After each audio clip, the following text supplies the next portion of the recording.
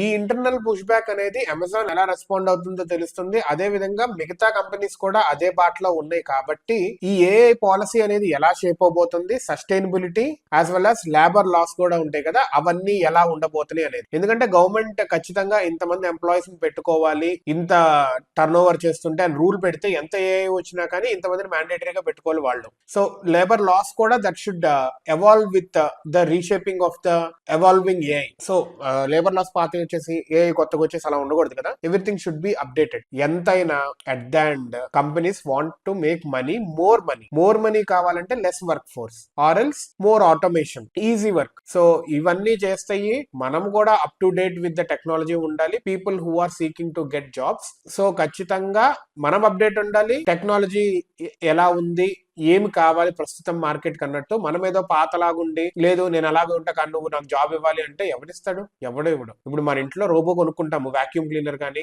Automated robo ఉంటది, అయినా కానీ పని అమ్మాయిని పెట్టుకుంటామా? పెట్టుకోం కదా, జాబ్ పోయినట్టే కదా మరి ఆమెది. అట్ ద సేమ్ టైం మనం కూడా అంతే. వాడు ఏదో ఆటోమేటెడ్ స్క్రిప్ట్ ఏదో కొనుక్కుంటాడు, జాబ్ పోద్ది.